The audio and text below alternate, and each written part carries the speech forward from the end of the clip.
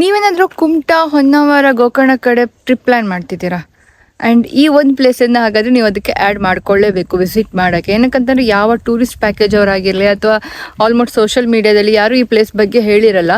ಕುಮಟಾದಿಂದ ಒಂದು 15 ಕಿಲೋಮೀಟ್ರ್ ದೂರದಲ್ಲಿ ಈ ಪ್ಲೇಸ್ ಇದೆ. ಬನ್ನಿ, ಇವಾಗ ನಾನು ನಿಮ್ಗೆ ಕರ್ಕೊಂಡು ಹೋಗ್ತೀನಿ. ಆ್ಯಂಡ್ ನೆಕ್ಸ್ಟ್ ಟೈಮ್ ನೀವು ಈ ಕಡೆ ವಿಸಿಟ್ ಮಾಡಿದಾಗ ಇದೊಂದು ಪ್ಲೇಸಿಗೆ ಬರೋದು ಮಾತ್ರ ಮರಿಲೇಬೇಡಿ. ಹಾಗೆಯೇ ನಾನು ನಿಮ್ಮ techno Kannadathi. Welcome to my channel. Location name ಬಂದು ಅಮೃತಧಾರ ಗೋಶಾಲೆ, ಹೊಸಾಡ್. ಇವಾಗ ಈ ಲೊಕೇಶನ್ಗೆ ಹೇಗೆ ಬರಬೇಕು ಅನ್ನೋದನ್ನು ನಾನು ನಿಮಗೆ ಫಸ್ಟ್ ಹೇಳ್ಬಿಡ್ತೀನಿ.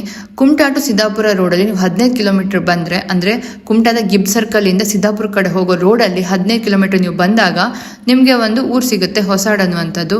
ಇದೇ ಆ ಊರು. ಇಲ್ಲಿ ನಿಮಗೆ ಬೋರ್ಡ್ ಕಾಣಿಸುತ್ತೆ ಆ್ಯಂಡ್ ಅದಾದಮೇಲೆ ಅಲ್ಲಿ ದೇವಸ್ಥಾನದೊಂದು ಕಮಾನ್ ಕಾಣಿಸುತ್ತೆ.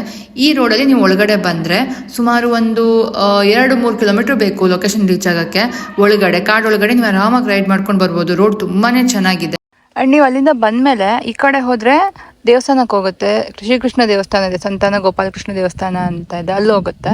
ಆ್ಯಂಡ್ ಈ ಕಡೆ ಇನ್ನೊಂದು ದಾರಿ ಹೋಗುತ್ತೆ. ಈ ದಾರಿಯಲ್ಲಿ ನೀವು ಹೋಗಬೇಕಾಗುತ್ತೆ. ಹೀಗೇ ಒಂದು 2 ಕಿಲೋಮೀಟ್ರ್ ಹೋಗ್ಬೇಕು ಅನಿಸುತ್ತೆ. ಬನ್ನಿ ಹೋಗೋಣ, ನಾನು ನಿಮಗೆ ಕರ್ಕೊಂಡು ಹೋಗ್ತೀನಿ. ಅಲ್ಲಿ ನೋಡಿ, ಹಲಸಿನ ಹಣ್ಣಾಗಿದೆ ಮರದಲ್ಲಿ.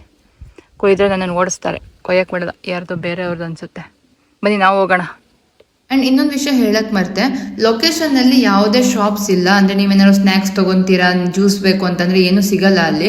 ನೀವು ಬರ್ತಾನೆ ಎಲ್ಲ ತೊಗೊಂಡು ಬಂದುಬೇಡಿ. ಆ್ಯಂಡ್ ತೊಗೊಂಡು ಬಂದು ಕುಡಿದು ತಿಂದು ಇಲ್ಲಿ ಮಾತ್ರ ಬಿಸಾಕಿ ಹೋಗಬೇಡಿ ಪ್ಲಾಸ್ಟಿಕ್ನ. ಫಸ್ಟೇ ಹೇಳ್ತಿದ್ದೀನಿ, ನೀವೇನು ತರ್ತೀರೋ ಅದನ್ನು ನೀವು ವಾಪಸ್ಸಾಗಿ ನಿಮ್ಮ ಬ್ಯಾಗಲ್ಲಿ ಎತ್ಕೊಂಡು ತೊಗೊಂಡು ಹೋಗ್ಬೇಕಷ್ಟೇ. ಈಗ ನಾವು ಬಂದಿರೋ ದಾರಿ ಇದು ಆಯಿತಾ. ಆ್ಯಂಡ್ ನಿಮ್ಗೆ ಅಲ್ಲೊಂದು ಕಾಣಿಸ್ತಿದ್ದಲ್ವ, ಈ ಥರ ಅಲ್ಲಿ ಕಾಣಿಸ್ತಲ್ಲ, ಆ ದಾರಿಯಲ್ಲೂ ಹೋಗ್ಬೋದು. ಅದು ಹೋದರೆ ಸಿದ್ದಾಪುರ ರೋಡ್ಗೆ ಕನೆಕ್ಟ್ ಆಗುತ್ತೆ. ಆ ಕಡೆ ಸಂತೆಗುಳಿ ಹೋಗೋರಿಗೆಲ್ಲ ಅದು ಹತ್ತಿರ ಆಗುತ್ತೆ, ದಿವಾಳಿ ಸಂತೆಗುಳಿ ಎಲ್ಲ.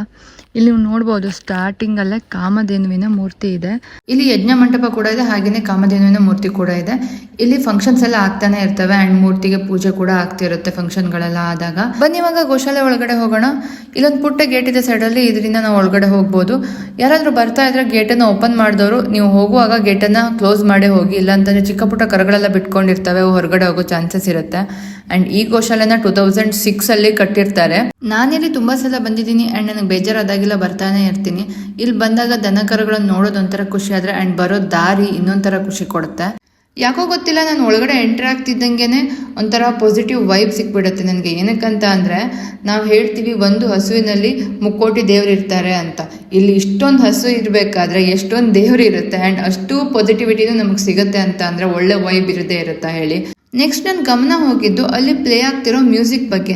ನಾನು ಇಲ್ಲಿ ಎಲ್ಲಪ್ಪ ಇಷ್ಟೊಂದು ಚೆನ್ನಾಗಿ ಮ್ಯೂಸಿಕ್ ಪ್ಲೇ ಮಾಡ್ತಿದ್ದಾರೆ ಅಂತ ಅಂದ್ಕೊಂಡು ಹಾಗೆ ಮುಂದೆ ಹೋಗ್ತಾ ನೋಡಿದಾಗ ಅಲ್ಲಿ ಏನು ಸಪ್ರೇಟಾಗಿ ಅಲ್ಲೊಂದು ಚಿಕ್ಕ ಚಿಕ್ಕ ಮನೆ ಥರ ಇದೆ, ಅದರೊಳಗಡೆ ಹಸುಗಳಿದೆಯಲ್ಲ, ಅಲ್ಲಿ ಎಲ್ಲ ಕಡೆನೂ ಒಂದೊಂದು ಸ್ಪೀಕರ್ ಇಟ್ಟಿದ್ರು. ಅದರೊಳಗಡೆ ಒಳ್ಳೆ ಮ್ಯೂಸಿಕ್ಕು ಮತ್ತು ಈ ಭಜನೆಗಳು, ಸಾಂಗ್ಸ್ ಅದನ್ನು ಪ್ಲೇ ಮಾಡ್ತಾಯಿದ್ರು. ಎಲ್ಲ ಡಿವೋಷ್ನಲ್ ಸಾಂಗ್ಸ್ ಪ್ಲೇ ಮಾಡ್ತಾಯಿದ್ರು.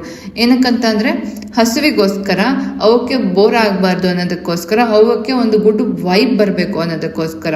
ನನಗೆ ಈ ಥೀಮ್ ಸಖತ್ ಇಷ್ಟ ಆಗ್ಬಿಡ್ತು. ಸೀರಿಯಸ್ಲಿ, ನಮ್ಗೆ ಹೇಗೆ ಮ್ಯೂಸಿಕ್ ಹೇಳಿದ್ರೆ ಒಳ್ಳೆ ಮೂಡ್ ಚೆನ್ನಾಗಿರುತ್ತೋ ಹಾಗೇನೆ ಅವುಗಳಿಗೆ ಕೂಡ ಅಲ್ವಾ, ಅವುಗಳಿಗೂ ಬೋರ್ ಆಗಬಾರ್ದು ಅನ್ನೋ ಥರಕ್ಕೆ. ಇಲ್ಲಿ ನೀವು ಲೋಕಲ್ ತಳಿಗಳಷ್ಟೇ ಅಲ್ಲದೆ ಬೇರೆ ಬೇರೆ ರಾಜ್ಯದ ವಿಭಿನ್ನ ತಳಿಯ ದನಗಳನ್ನು ಕೂಡ ನೋಡ್ಬೋದು. ಇವೆಲ್ಲ ಇಲ್ಲಿ ಹೇಗೆ ಬಂತು ಅಂತ ಅಂದರೆ, ಆಲ್ಮೋಸ್ಟ್ ಅಲ್ಲೂ ಇದರಲ್ಲಿರುವಂಥದ್ದು ಈ ಕಸಾಯಿ ಖಾನೆಗೆ ಹೋಗ್ತಾ ಇದ್ದದನ್ನು, ಅಕ್ರಮವಾಗಿ ಸಾಗಿಸ್ತಾ ಇರೋದನ್ನು ಹಿಡಿದು ಸೇವ್ ಮಾಡಿರುವಂಥ, ಅಂದರೆ ರಕ್ಷಣೆ ಮಾಡಿರುವಂಥ ದನಗಳನ್ನು ಇಲ್ಲಿ ತಂದು ಸಾಕ್ತಾ ಇದ್ದಾರೆ. ಇವನೇ ನೋಡಿ ನನ್ನ ಫೇವ್ರೆಟ್ ಹೀರೋ.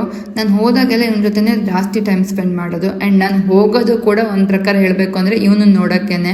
ತುಂಬ ಸೈಲೆಂಟು. ಸಿಟ್ಟು ಬರುತ್ತೋ ಇಲ್ವೋ ಅಂತ ಗೊತ್ತಿಲ್ಲ, ನನ್ನ ಜೊತೆ ಯಾವತ್ತೂ ಸಿಟ್ಟು ಮಾಡ್ಕೊಂಡಿಲ್ಲ. ಇವನ ಜೊತೆ ಆಡಾಡ್ತಿರೋ ನಂಗೆ ಟೈಮ್ ಹೋಗೋದೇ ಗೊತ್ತಾಗಲ್ಲ. ನೋಡಿದ್ರೆ ಸಿಕ್ಕಾಪಟ್ಟೆ ಹೈಟ್ ಇದ್ದಾನೆ, ಸುಮಾರು ನನ್ನಷ್ಟೇ ಹೈಟ್ ಇರ್ಬೋದು. ಭಯ ಆಗುತ್ತೆ, ಆದರೆ ಹತ್ತಿರ ಹೋದರೆ ಮಾತ್ರ ತುಂಬ ಸೈಲೆಂಟು. ಅವ್ನ ಕಾಲು ಕೆಳಗಡೆ ಪಾಸ್ ಆಗೋದ್ರೂ ಏನೂ ಮಾಡಲ್ಲ. ಇಂಥ ದನಗಳನ್ನೆಲ್ಲ ಹಿಡಿದು ಅದನ್ನು ಸಾಯಿಸೋಕ್ಕೆ ಅವ್ರಿಗೆ ಹೆಂಗೆ ಮನ್ಸು ಬರುತ್ತೋ ಗೊತ್ತಿಲ್ಲ. ಬಟ್ ಗಾಡ್ಸ್ ಗ್ರೇಸ್ ಇವನು ಸೇವ್ ಆಗಿದ್ದಾನೆ ಆ್ಯಂಡ್ ಇಲ್ಲಿ ಚೆನ್ನಾಗಿದ್ದಾನೆ. ಆರಾಮಾಗಿ ಊಟ ತಿಂಡಿ ಮಾಡಿಕೊಂಡು ಆರಾಮಾಗಿರ್ತಾನೆ ಬಿಂದಾಸಾಗಿ.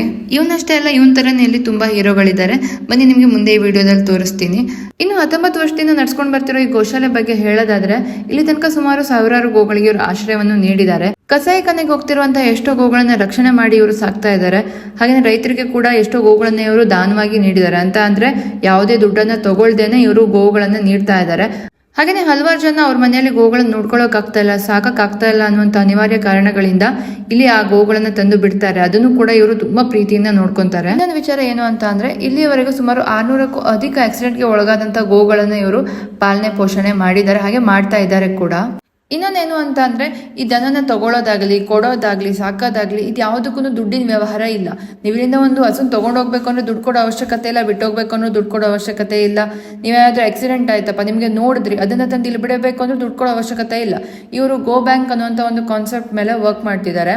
ಇದಕ್ಕಾಗಿ ನಾನು ನಿಮ್ಮ ಹತ್ರ ಕೇಳ್ಕೊಳ್ಳೋದೇನು ಅಂತ ಅಂದರೆ, ಈ ಗೋಶಾಲೆಗೆ ಯಾವುದೇ ಗೌರ್ಮೆಂಟಿಂದ ದುಡ್ಡು ಬರಲ್ಲ. ದಾನಿಗಳ ಕೊಟ್ಟು ದುಡ್ಡು ಅಥವಾ ಮಠದಿಂದ ಬರುವಂಥ ದುಡ್ಡಿನ ನಡ್ಸ್ಕೊಂಡು ಹೋಗಬೇಕು. ತಿಂಗಳಿಗೆ ಲಕ್ಷಾನುಗಟ್ಟಲೆ ಖರ್ಚಾಗುತ್ತೆ.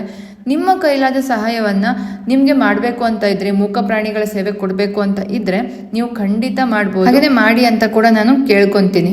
ಇನ್ನೊಂದು ವಿಷಯ ನಾನು ನಿಮಗೆ ಹೇಳಲೇಬೇಕು, ಏನು ಅಂತ ಅಂದರೆ ಇಲ್ಲಿ ಕ್ಯಾನ್ಸರ್, ಡಯಾಬಿಟಿಸ್ನಂತಹ ರೋಗಗಳಿಗೆ ಔಷಧಿ ಸಿಗುತ್ತೆ. ನಿಮ್ಮ ಮನೇಲಿ ಯಾರಿಗಾದ್ರೂ ಏನಾದರೂ ಪ್ರಾಬ್ಲಮ್ ಇದ್ದರೆ ಖಂಡಿತ ಇಲ್ಲಿ ವಿಸಿಟ್ ಮಾಡಿ, ಇಲ್ಲಿ ಔಷಧಿನ ಯೂಸ್ ಮಾಡಿ. ಎಷ್ಟು ಜನಕ್ಕೆ ಇದು ಹೆಲ್ಪ್ ಆಗಿದೆ. ಇವೆಲ್ಲ ದನಕ್ಕೆ ಆಹಾರ ತುಂಬಾ ಒಳ್ಳೆಯದು. ಮತ್ತೆ ಕಡಿಮೆ ಜಾಗದಲ್ಲಿ ಹೆಚ್ಚಿನ ಬೆಳೆಯನ್ನು ಬೆಳಿಬಹುದು. ಈಗ 12ರಿಂದ 15 ಫುಟ್ವರೆಗೆ ಬೆಳಿಬಹುದು. ಮೊದಲಿದು ಇರಲಿಲ್ಲ, ಆ್ಯಕ್ಚುಲಿ ಸ್ಟಾರ್ಟಿಂಗಲ್ಲೆಲ್ಲ ಇರಲಿಲ್ಲ, ತುಂಬಾ ಕಡಿಮೆ ಇತ್ತು. ನೋಡಿದ್ರಲ್ಲ ನಮ್ಮೂರು ಗೋಶಾಲೆ ಹೇಗಿತ್ತು ಅಂತ. ನೆಕ್ಸ್ಟ್ ಟೈಮು ಮುರುಡೇಶ್ವರ, ಹೊನ್ನಾವರ, ಗೋಕರ್ಣ ಇದು ಯಾವುದೇ ಸೈಡಿಗೆ ವಿಸಿಟ್ ಮಾಡಿದ್ರು ಇಲ್ಲೊಂದು ಬಂದು ಗೋಶಾಲೆನ ನೋಡ್ಕೊಂಡೇ ಹೋಗಿ. ಸದ್ಯಕ್ಕೆ ಯಾವುದೇ ಎಂಟ್ರಿ ಫೀಸ್ ಇಲ್ಲ, ಅಥವಾ ನೀವೇನಾದರೂ ದುಡ್ಡು ಕೊಡಬೇಕು ಅಂತೆಲ್ಲ ಏನೂ ಇಲ್ಲ. ನಿಮ್ಗೇನಾದರೂ ಖುಷಿ ಇದ್ದರೆ ನೀವು ದೇಣಿಗೆ ಕೊಡ್ಬೋದು ಅಷ್ಟೇ. ಆ್ಯಂಡ್ ಅದು ಹೀಗೇ ಇನ್ನಷ್ಟು ಹೊಸ ಹೊಸ ಜಾಗನ ನಾನು ತೋರಿಸ್ತಾನೆ ಇರ್ತೀನಿ ಆ್ಯಂಡ್ ನೀವು ನೋಡ್ತಾನೆ ಇರ್ಬೋದು. ಅದಕ್ಕೆ ನೀವು ನನ್ನ ಚಾನಲ್ನ ಸಬ್ಸ್ಕ್ರೈಬ್ ಮಾಡ್ಕೋಬೇಕಾಗುತ್ತೆ. ಸೊ ಕೆಳಗೆ ಕಾಣಿಸ್ತಿರೋ ಸಬ್ಸ್ಕ್ರೈಬ್ ಬಟನ್ ಒತ್ತಿ, ಹಾಗೆಯೇ ಬೆಲ್ ಐಕನ್ ಕೂಡ ಒತ್ತಿ. ನೆಕ್ಸ್ಟ್ ಟೈಮ್ ನಾನು ಏನೇ ವಿಡಿಯೋ ಅಪ್ಲೋಡ್ ಮಾಡಿದ್ರು ನಿಮ್ಗೆ ಅದು ಪಟ್ಟಂತ ಕಾಣಿಸುತ್ತೆ. ಅಲ್ಲಿ ತನಕ ಬಾಯ್.